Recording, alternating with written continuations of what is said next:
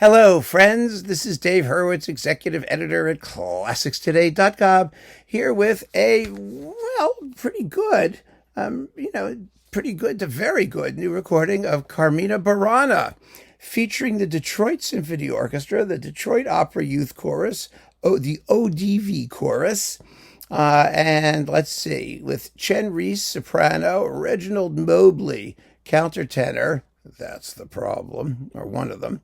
Andrzej, here we go, Filonchik, baritone, and the Detroit Symphony Orchestra under Jader Bignamini, who is their, did I do that right? Bignamini, I think I did.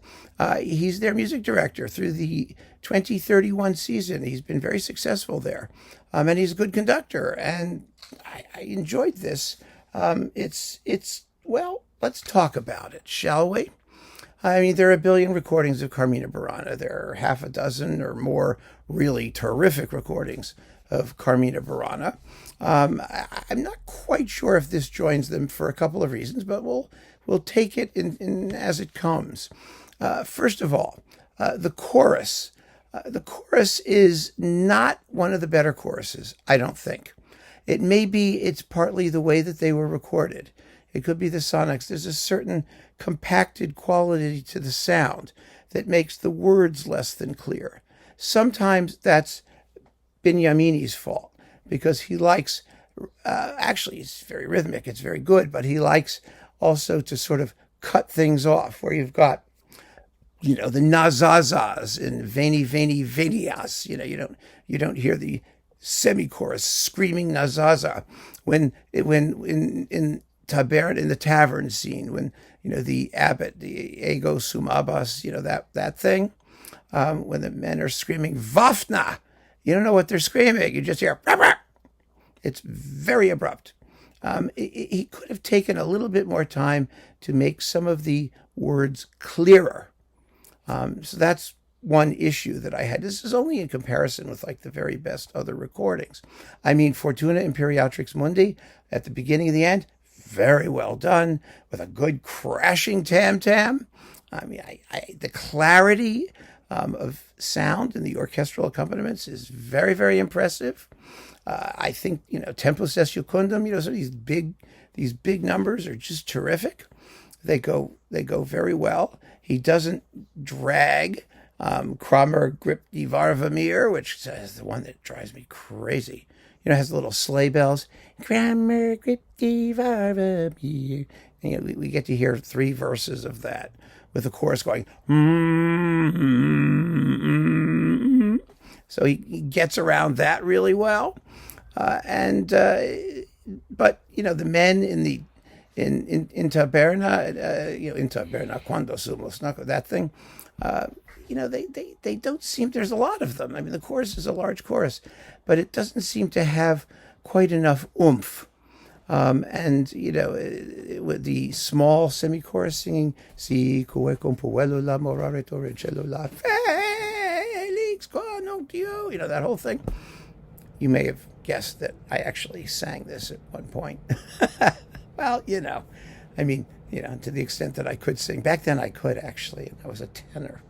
So I know it pretty well. That small group of male singers, not quite as rich as I like to hear it.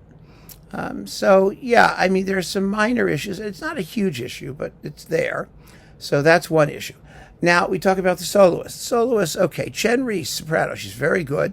She doesn't have the vocal reserve in Intrutina to hold that last note. Da da da da da, we oh. I'm not going to even try. But, she has to hold it for the entire orchestral, postlude, if she can. A lot of singers break it and then come back with it. She does it cleverly. She sort of fades out and fades back in. But otherwise, she's very good.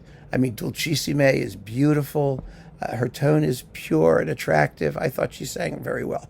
Baritone, this guy, Andrzej Filonchik, he's very fine. I mean, estuans interiors and all that stuff. He's got character. He's got personality. You know, he's in good shape. He's one of the better baritones, I think, who's undertaken the role in quite a while. Now, the countertenor. Yes, Reginald Mobley. This is not written for a countertenor. Let's be clear. I mean, Olim Lacus Colueram, the song of the roasting swanlet. It's about a swanlet that is getting turned on a rotisserie, and then the last dentes, frentes. It's up here. It's dentes, frentes,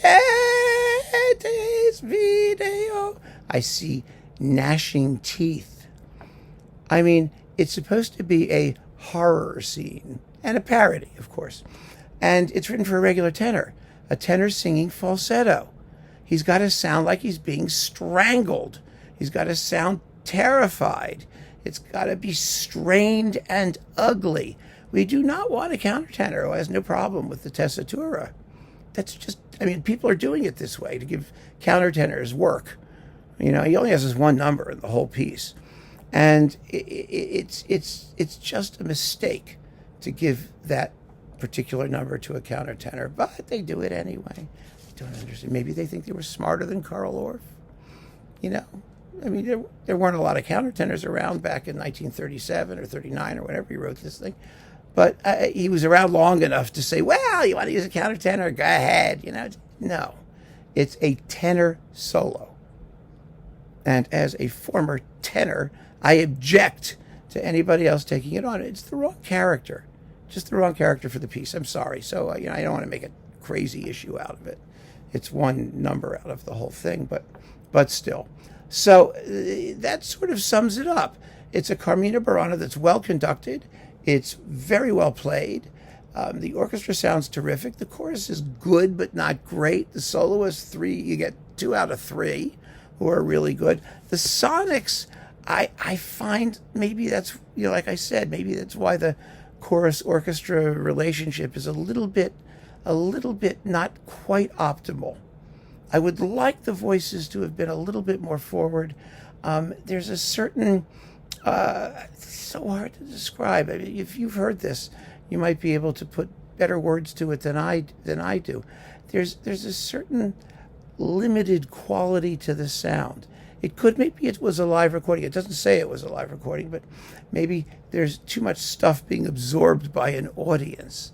There's a lack of sparkle in the sonics that makes it sound sort of compacted and a little bit duller than it should. That's just my feeling about it. I've listened to it on several systems and on earbuds and all that stuff. It's very good sound for the most part. I mean, it's all there. You hear it all very well.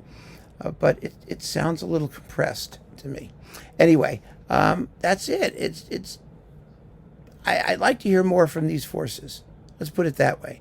It seems the Detroit Symphony is in good shape. It seems that they've got a really good conductor, that they have a good relationship. They should come up with an interesting and worthwhile program of recordings and not just do another Warhorse that so many other people have done supremely well. So keep on listening, friends. Thanks for joining me. Take care.